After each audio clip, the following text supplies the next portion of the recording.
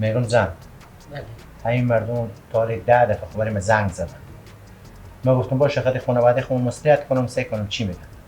همین یک طریقی بشی بریم یک جوابی بده ویزی مردم ها بگم بیایم نیایم چی رقم جوابی بدم. دخترم خبری عروس کردن دیگه حالا چی امروز چی سبا مجبوره بره پشت بخت حالا چی فرق نمیکنه خوب قومینی بیگونه. خود شما یک فکر بکنه که اینا بیگانه ما اینا نمیشناسیم رسم اینا رسول اینا خود و خوراک اینا رفت آمده اینا ما چی میفهمیم آخه میگه لغمه برده اندازه دهن خود نگه دهن خود کتر اینا حال دیگه اصلا تیپ ما به تیپ از اینا نمیخوره. آخه خانم جان از این قدیم میگم با بیگانه خیشی که نسل تو قوی بیان. چیه گوشیتونه؟ کینه؟ بچه هم نمیفهم. نمیفهمه قد کده که چی؟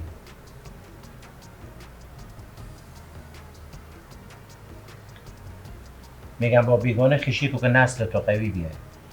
دیگه حال من خو علاوز شناخت و می پیر از اینا میشناسم خیلی انسان شریفیه. خب دیگه ایت من به چای خدایی ندیدم میگه بچه من درس میخونن این سال آخریمه. دیگه باز من خودی که بیگو در خور به اون نمیزنم دیگه میرم میپرسم از چهار جای میپرسم که این اشته مردم هم حالا دارا که دارا باشم به خود خونم دارایم میترسم از اون دارایی که میدم به چنگ اینا که او از او تکن نمیخوره دخترم اینجا رنج بکشه دختر که به نازنیمت کردم از بیگونه کردم این قوم خش بیتر قوم خش آدم میشناسه و خرسان شیشتن اینا را رفتن اینا میموندری اینا بیگون آدم چی من نمیفهمم دیگر از خودی بپرسین سکنی خودی چی میگه مسائل خودی ما تو به خوشبختی اور مایم نه؟ کاره خب ها من خوشبختی دختر خواهم هم خوشبختی اور مایم ما حالا یعنی نظریات ما تو هم خیلی مهمه دختر خود چی؟ بگو حالا شاید از شهر میخواه بگه بابا هر رقم که شما میفهمید ولی خب من مجبورم که درباره میگم آیندی از این مسئله سوزن و کادونه این مسئله نیه که امروزی بودم پس با طلاق غیر بگیرم. هدف اینه که ما تو بشینیم خودی هم دیگر گپ زنیم یک مشوره برسیم با خود دخترم و نظر از اونم نظر از اونم خیلی مهمه. من نمیگم که دخترم خدا نخواسته من همین طور به تنور بندازم. میپرسیم رضایت جلب میکنیم سعی میکنیم چی میگه. اگه گو خوبه خب برای از اون مردم هم میگیم ها اگه گو نه بزینا میگم برو در ما دختر من حالا عروس نمیکنم حالا خودی هم خوب خدا اونی بدید هم بچه برار ما چه کار شد معامله خودی چی جنجالشون زن دریایی و نداری به دست خدای آدم چیزی گفته نمیتونه که ولی فلانی خانه فلانی ناداره. اگر دختر تو پینک داشته باشه بخونی ناداری هم برای زندگی خوب میشه اگر نداشته باشه با خونی خانی هم که برای باور کو زندگی حسینیه. پس چی بیتر آدم سر موضوع دریایی و نداری صحبت نکنه یا مشکنا گرفتیه یا گپار دیگه با طرف خدا آدم چیزی گفته نمیتونه. داری نداری که خیلی مهمه اما باز من نمیفهمم شما دختر خواب بپرسید او باید زندگی کنه من کنم زندگی کنم بازی پیران اینه که امروز برخو کنه سبب نکنه پترگه دیگه اختیار خداری. اگر قرار باشه که زن تو تشویش ازی داشته بشی که اولا دارای ایته میکنه نادار ایته میکنه همین دخترک بندر با خونه میته شیشته باشه ما تو جمع کن.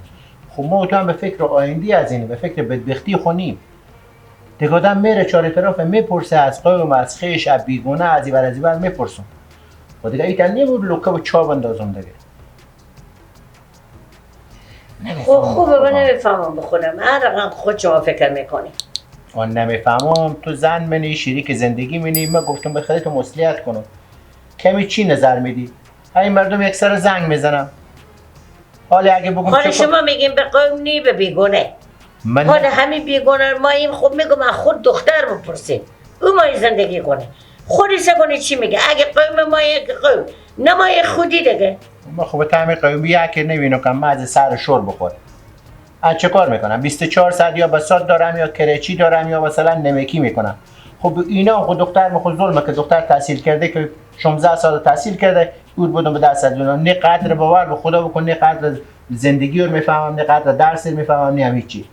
خب من میگم بخواد که میخوان این بچه‌ن 5 سال آخر نو هم خلاص میکنه حداقل من گفتم دیگر خب میفهمم همین بچه باسواده یک بی سوادی بودم که نفهمم زندگی دختر رو خب صحیحه دختر خب بپرسید صحیحه حالا شما که رزیم دختر شما رزی باشه من فقط خوشبختی دختر خما. خب خیر بینی. من نمیگم که بیگانه کینه، خم کینه، دارا کینه، نادار کینه. فقط خوشبختی دختر خما. حال ما درسته، من میفهمم کیشی کردن خیلی بیگونه مشکله. من گپات رو تایید میکنم. ما تو نمیشناسیم که اینا چی رقم مردمی هم، مثلا چی رقم خورد و خوراکی دارن، چی رقم میپوشن. خب منتها دیگه اگه قرار باشه که هر کس دختر قربان قوم مخابطه و هر میدونه من کجا زندگی کردم، من کجا هستم، چی هست. خب من میگم که میرم میپرسم. جستجو کنیم ها. از اون چند تا بپرسیم، بالاخره همسایه های اینا کینم، دکون دارم، از دکون دارای اینا بپرسیم. اما همسایه 4 طرفا. تو اون دختر یک دفعه یک صدای بکن که بیای. صدا کن که بیای. عاطفه! بله مادر. بیا مادر که آقا تو کار دارم. چایم بیا بری آقا جان. خوبه مادر. دخترم داری به بلایی نداری هم به بلایی بخود. یک دختر دارم دلم نمیشون.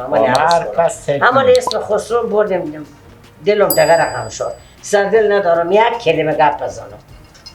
سلام بابا. خوبی بابا سلامتی؟ سر تو خوبه؟ اول دشنامات خلاص کردم چیمه؟ نه بابا. خود چرا نمیندازی؟ 4 تا دشنام دارم. میگه دشنام کم بندازه که اینو موچه میزنی یا مثلا او میرزه به تایو. دیگه با خراب میشه. چسب نمیشه. خلاصه به رادیو بخوره. میگم به چیمه؟ از امید ما و مادر تو اینجا اختلاط تور میکنیم. چی گپ شده بابا؟ همین یکی از رفیقا من مردمای خوبی معلوم میشن، مردمای کسب و کار تا بازارم به چیمه. دیگه نمیفهمم کی بری ازی گفته بود که من دختری دارم. دیگه چند دفعه خدایی بیامد پیش من بگویم دختر شما ما رای کنیم خانواده. گفتم باشه من خود خانم کو مصلحت کنم. حالا خود مادر تو گرد زدم میگه از خود دختر خوب است. که بچیم من سر تو اجبار نمیکنم که تو حتما باید این کار بشی. میچون بابا دیگه هر رقم که خود شما مصلحت و تصمیم میگیرین دیگه همو درسته من میگم. نه دختر خوب بگم این زندگی خودتانه. خود تو باید تصمیم درسته سبی بگیری. حالا درسته ما و پیر تو هستیم. تو می زندگی کنی. سیکو بابا جان درسته تصمیم ما و مادرتم تصمیم غلطی نمیگیرین که خدای نخواسته تو بدبخت بشی. دیگه باز گپ اصلی خود تو میزنی. حالا به طبع میخوام من هر چی سر میکنم به چی میگم یک بچه نیه که مثلا حداقل تا صنف 12 بخونده باشه که دل جمع باشه که حداقل تو درک میکنه. میفهمه که تو درس خوندی به پی بدی و گپ نمیزنی. سوادی که نداشته باشه تو رنج میبری، تو به اون زندگی صحیح نیه. ما هدف ما اینه که یک بچه باشه که حداقل با سواد باشه، تو درک کنه، دیگه جای یک معلمی میشی، جای وظیفه میگیری، بس سواد تو چیزی نداره. خب اونم دختر برار اون بدیده که چی جنجالش. حالا هم تصمیم ما خود مقبول بگیر به چی من مادرت هم شیشتیه من شیشتیم. اگه تو بگی ها ما بزرگ مردم میگم بیایم، اگه بگی نه بزرگ میگم نیایم دیگه. خاله خب بابا یه تگه که خب من ندیدم بچه را نمیشناسم نمیفهمم چه کاره چه غزل درس خوندن خانواده یا میشته خانواده فقط به شما میشناسه شما رو میشناسه و از رفیقا شما خونه مامم که رفت آمد نداشتم. بچه مسکو بچه سال آخر پانتونینه از حقوق فارغ میشه. همین گپایی که من شنیدم باز امایت نیه که خود من بیگو در به او بزنم. خب سکو مرد یک شغل درست حسابی داشته باشه. سکو به چی میگم ما خیال گزی کردم. من از این میگم که بچه از پانتون فارغ شه او دیگه شغلی نیه دیگه وظیفه تا بزرگ پیدا شه. پیاری دکون داره، کاربار خوبی دارم، زندگی خوبی دارم. ولی بعد از این درس خوندم که خلاص شده تا وظیفه بزرگ پیدا شدم چیزی گفتن نمیتونه دیگه. به کنار پیار خو هست دیگه. پیار اینا مردمان خوبی هستن، شاید به کنار بچه خوب بستکم. هیچ پیر مادری نمیاد دیگه به کنار بچه خو نباشه. باید من رو تنویر میکنم تا بزرگ یک وظیفه چیزی پیدا شه. خوبه دیگه شما یک هفته دو هفته تحقیقات کنید ببینید به کجا دکون اینا به کجای کار اینا به کجای دکون خوب است. دیگه بلدیم باز هم از 4 طرفا بپرسیم دورا که چی رقمه. خب بابا ما مزفته جدید به می مکتب استاد ما یعنی میرم اینجا استادی میکنم. خیلی خوب چیم هیچ مشکلی نیست. من از امروز میرم به خیر خوشی تحقیقات شروع میکنم. سل میکنم از قوم و خویش اینا هم میپرسم. بعد اگه دیدم مردم خوبی هم گزارم و میشه خد اینا خب میگم بیایم. اگه دیدم که نمیشه و یا مثلا اونا به پولداری خب اینا زم یا گپ و گفتی هسته و هیچ مشکلی نیست. دخترم مجب چیش گرینی نداره. تا زمانی که تو زندگی دخترم هم زندگی خوبی داشته. تا زمانی که تو همینجا باشی تو برو چشما مجا داری تو اولاد منی. میفهمم بابا. خب خوبه بابا شما برین تحقیق کنیم پرسان کنیم اینا چی رقم آدمایی خیلی. با یک تصمیم میگیریم. خب حتما فقط یک متل قدیمی است بیگودر میگه خور به او نزن.